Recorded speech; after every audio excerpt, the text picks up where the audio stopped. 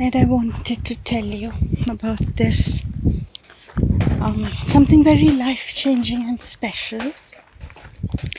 So, as you know, Ed, I'm a subject of ritual torture, and a very important aspect, Ed, of maintaining a ritual subject is to keep that subject down, to keep that subject without confidence, and to maintain a trauma field, because that makes it easier, Ed, for someone to come and you know a person wouldn't have to redo the whole trauma induction ritual if the person is already in trauma.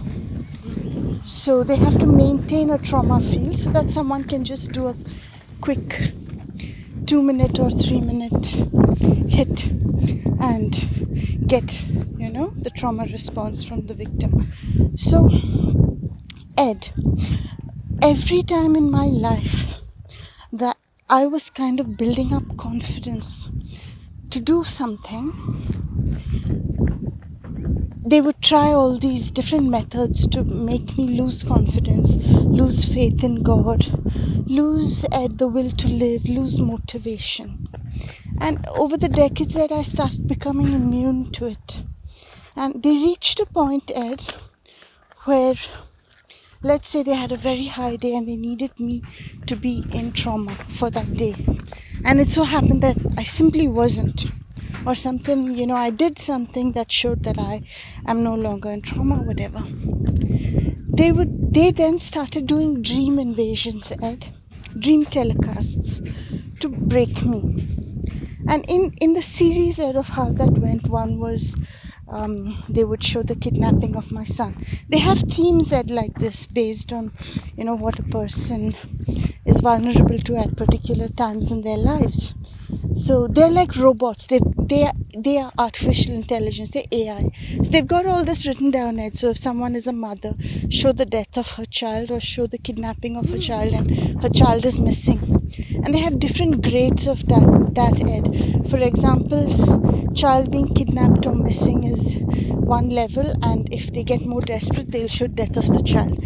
That sort of thing. And I began to be, to do lucid dreaming, simply because they did so much of this shit, Ed. I mean, how many times can a person go through the same trauma over and over again? Then they would have the same themes, Ed, all of the time. And then, Ed, I finally, I reached the point where even in the dream invasions, Ed, I was like, don't waste my time and stuff. And they began to realize that wasn't affecting me. And then they come down to the last, their most favorite and their most favorite thing, Ed, and which they consider the epitome of trauma induction. And that, Ed, was showing shit. Toilets with floors covered with shit. And just a shitty dream. And while it didn't cause trauma in me, Ed, maybe because by that time I had become a mother, and you can imagine, I'm not scared, Ed. I'm not scared of shit. And because I was lucid dreaming at that point, I didn't feel trapped. I knew this was, a bad dream.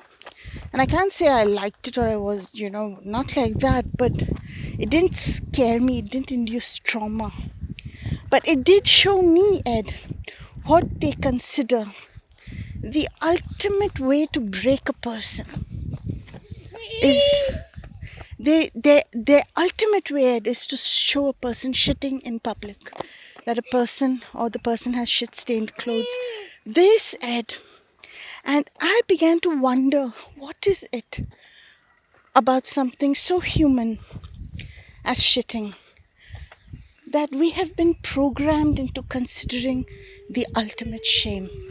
And we're talking more shame than they programmed a woman to feel bad for, than if her menstrual blood was staining her skirt and that sort of thing. More shame than that.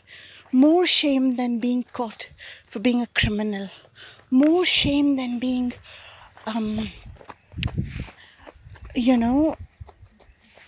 found to be somebody that nobody wants.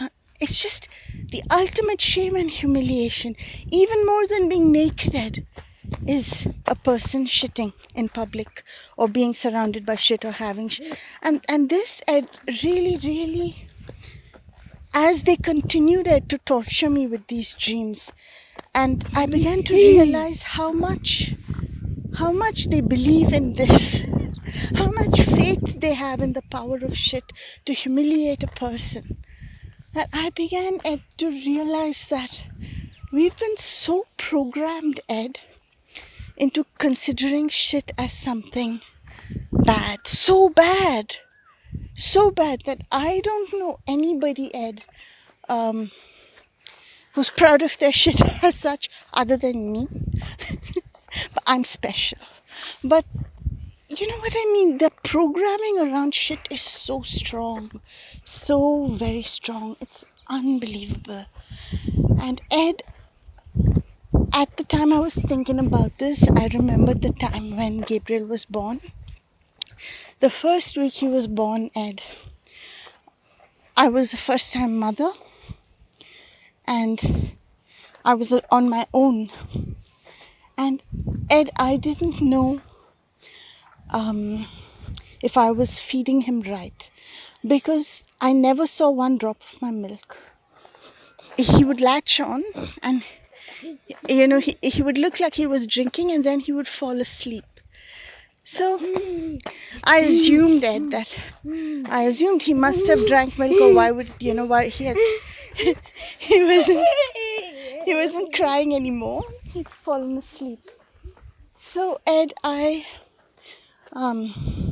assumed that, but I was very anxious because I never saw any milk, and he didn't do any potty, Ed, for a week, and that is normal, and I knew that is normal, but it kind of scared me, Ed. I was like, is he really drinking milk? Is he all right? Am I feeding him? Because if I'm not feeding him, then that would explain why he's not doing potty. And Ed, after a week, he did his first potty. And Ed, I just cried with relief. I cried with relief because he had done potty, because I had fed him. It meant I had fed him. And I got so happy, Ed. There are few things in life that I have naturally celebrated so much as this dude's first potty. And Ed, a few weeks later, maybe 1 or 2 weeks later, I was dozing one day, and Gabriel, he was a baby obviously, and he was lying down underneath this mosquito net that I had put, and I had covered it with a very light cotton cloth to keep it dark inside while he was sleeping. And I heard him, like he does telepathic telecasts to me, Ed, when he's in the mood. So he's telecasted to me, that thing that makes you happy, it's happened again. And I was like, the thing that makes me happy? I was like, oh my God, has he pooped? And he had. And he knew that it made me happy because it meant that I was feeding him and that he was growing, And I remembered this, Ed, and, I began to realize that pooping, Ed, is a very important part of our interaction, Ed, with our mother, our earth mother and our universal mother. It's very important, Ed, because it's our primary response communication with the earth field. And I'm not saying that we have to keep shitting like 5 times a day and all of I'm not talking about that. I'm just saying that as you take every living being, Ed, on this earth, every living being, they are taking in something from the atmosphere and from around them. Even if that's rare, even if it's slow, even if it's once and forever, whatever. They're taking in something physically, and they're giving out something physically. And that giving out, Ed, has two kinds, and one is what they call excretion, which is a regular thing, and one is not a regular thing, but it is in particular seasons, and that is when we reproduce our kind. And this is the cycle of nature, Ed, of a physical body in this realm. And this is how we're talking to our mother. When we're inside our mother's womb, we're taking nutrition from her and we're giving that back, Ed, through the same placenta. You know what I mean? So that is the system, Ed, in all of nature. We are in our mother's womb right now, in our mother's atmosphere right now. And we're giving and we're taking. And our shit or pooping, Ed, is 1/2, Ed, of our communication with this realm. Is shitting 1/2 of it. And we are taught to feel ashamed, Ed. And now, Ed, while I was thinking of all of this, as usual, Ed, my daily life continues, in which I find that I'm going to go on this road. So our daily life continues, Ed, in which Gabriel and I, Ed, are followed around through the day, as we move through the house and through our daily activities like going to the bathroom, cooking, sleeping, waking, eating, everything. And Ed, I considered it most irritating and upsetting to be constantly hounded, our privacy invaded like that, the violation of our human rights, Ed. But this continues, and all my life I've been a subject of rituals like this, and now Gabriel too. But there's something, Ed, that I learned from this, and that is that our physical life activities are sacred. The demons know this, but we are kept from knowing this. They go crazy, Ed, if I ever, Ed, they pay money to come around us. When I light the stove, they go crazy because of the symbolic value, of the energy value of what I'm doing, lighting a fire. When I go to the bathroom, Ed, that is one of the times they do the most crazy, desperate attempts to get my energy, because actually, Ed, the energetic value of our shitting is extremely high, and the demons do rituals, Ed, on us shitting, pooping, and actually on our shit. I'm telling you, Ed, I'm telling you this from my personal experience, Ed. 44 years, Ed, of my life, my pooping activities have been greeted with hammering, banging, honking, no matter what, because of the energy, because these demons, they come, Ed, for energy harvesting, and the energy potential, Ed, of pooping is that high, because it is our return back, Ed, to our return communication, Ed, back to our mother. It is incredibly powerful, and Ed, I don't think, Ed, that I would have ever understood the value, Ed, of that if not for this continuous, Ed, in my life. I mean, 24/7, Ed. Gabriel, 24/7, Ed, in our lives. When we enter the bathroom, the ritual doers go crazy. They pay money, Ed, to our traffickers to come and watch us through the walls and do rituals on us in the bathroom. They pay money, Ed, for it. They pay money for it, Ed. Money. They pay cash for that.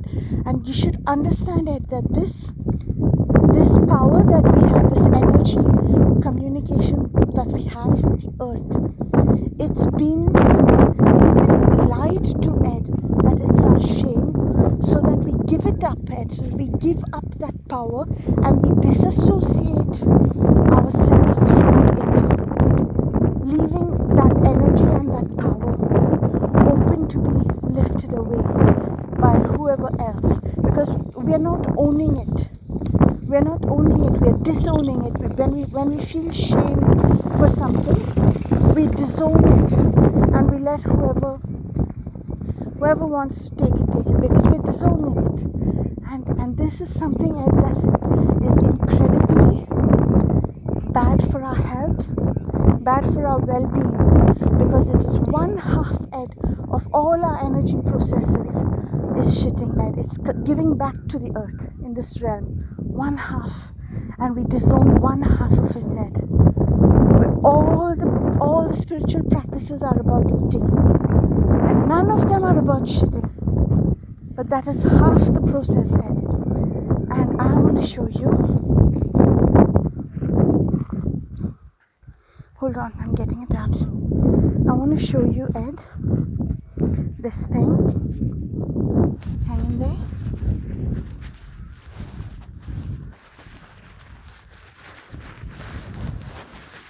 Hang in there.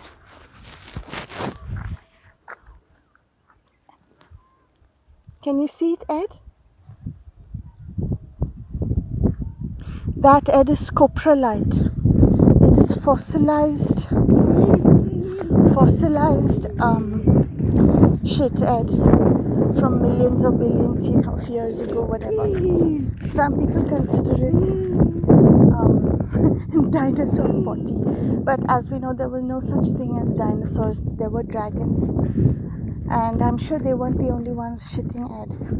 But somehow the other, most of the potty of people in history got decomposed, but some beings' potties didn't get decomposed but got fossilized, and definitely for a very good reason, no doubt. Nothing happens in nature by accident, Ed. But what I showed you, Ed, that was hold on, I'll show you again.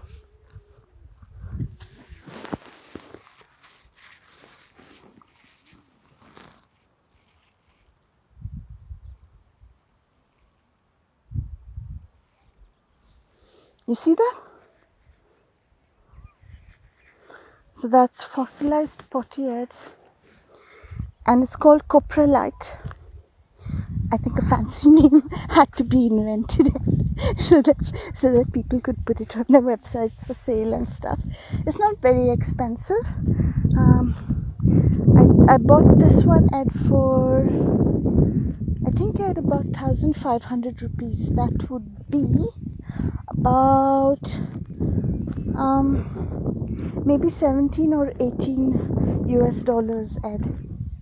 So this is available, Ed, online. Copralite, Copralite, and I bought it, Ed, because I am now focusing on the shitting side of energy healing, because there's only a certain extent, Ed, to which a person can control what we eat or whatever. I'll tell you why. Because we have to coordinate our intake and our outtake, Ed. We can't just focus on what we eat. In the words of Jesus, it's not what you put in but what comes out of you that's more important. Something like that, Ed. I don't remember the exact quote, but that's what Jesus said. And here we are, just bothered about what we eat all the time, when we should actually be as bothered, if not more, about what we're putting out. And it's not just about actions or what we say and do, but if we're so bothered about eating, Ed, why aren't we that bothered about our shit as well? I'll tell you, Ed, I've been doing this spiritual practice. When I go into the bathroom, instead of numbing out, pissed off that my privacy is being violated as the ritual doers bang and all of that, the banging, I have now taken it as a call to me to realize the sacredness of the moment. And Ed, in the bathroom, I just remember that moment when Gabriel did his first potty. And I cried with gratefulness to God. I said, that means I'm feeding my baby. And when I'm in the bathroom, Ed, and I'm pooping, I feel the presence of Earth Mother, and I look at her like, you've fed me. You've looked after me. You've grown me up. I was a bunch of cells. My body was a bunch of cells. And I've become a mother myself now, you know. And everything that I have has come from you. Everything. You've given me life, and you're giving me life every day. You've taken care of my needs. And Ed, I feel so close. I feel so close to Mother, and not just Mother, Father also, because Father also provides. It's Father's heart that makes, it's Father's heart, Ed, that makes everything in this realm grow and fruit. Everything, look, you know, and that's Father there, and this Mother here. And I just feel Ed so connected and so in place, Ed, because I've started, Ed, to value my shitting. I've started to see the sacredness, Ed, of this other half of my energy life.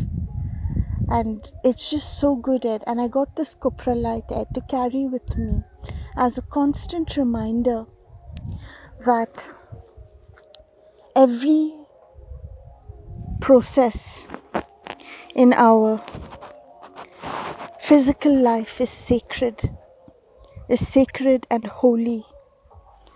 And we're communicating, Ed, with God, with each other. And this attitude, Ed, of sacredness for ourselves, that, Ed, is an absolute requirement, Ed, to love ourselves and love one another. So long as we feel icky, Ed, about potty, about our own shit, we're not going to be able to fully accept another person, because they are shitting as well, you know. And there's every chance that sometime in life you're going to come in touch with someone else's shit. So to have the right attitude and to respect, Ed, and it's not enough to say, oh, I love you so much, but I'll just imagine that you don't shit. If you need to love someone imagining they never shit, it's not going to work out for very long. If you really love yourself, you love your baby, that's why people love their babies so much, Ed, because they actually love that baby's shit. I mean, they don't love the shit itself, but they understand that that's required for that baby to grow. And you'll see parents like talking, the shit was like this, the shit was like that. I mean, you have a dog. People who have dogs and cats, they email me, they're like, his shit is like this, his shit is like that. When you care about somebody, you care about their shit. And you can't say you love them, Ed, until you care about their shit. I think I should stop this here now, Ed. We're going into different territory now. Okay, that's all for now.